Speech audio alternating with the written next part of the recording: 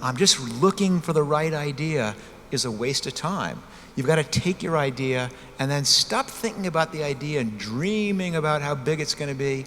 You've got to start thinking immediately about how can I get some evidence? How can I collide this with a real customer quickly, cheaply, and easily? That's what, in my experience, separates the true entrepreneurs from the dreamers. It's an attitude. And the simplest way I can express it is I never fall in love with my ideas. I fall in love with the problem. The idea is always going to break your heart. The idea is always going to run off with somebody else. The idea is, don't fall in love with the idea.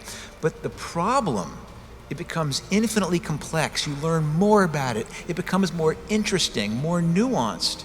And that trying to solve that problem is what keeps you going. That's what keeps you going. And in fact, in some ways, when you finally do crack the code, there's this moment of satisfaction, but it doesn't last long, because then immediately you're on to the next problem. The Netflix back then doesn't look at all like the Netflix now. I mean, if you wanted a movie, we had to mail it to you. There was no streaming.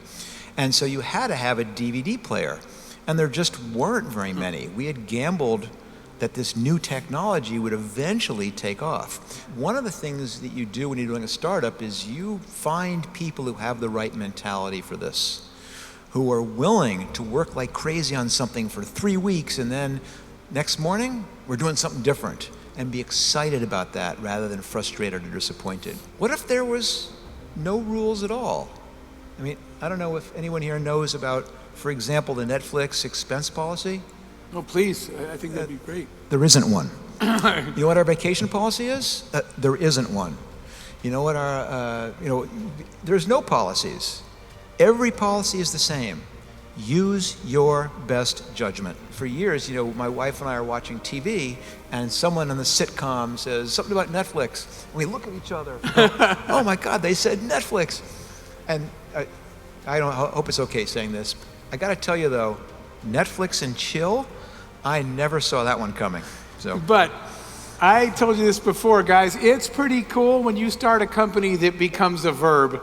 I don't have investment premises, if that's the plural. I don't say, I'm only doing this or that. I mostly invest, not just money, mostly my time in people. I'm really interested in helping entrepreneurs become better entrepreneurs.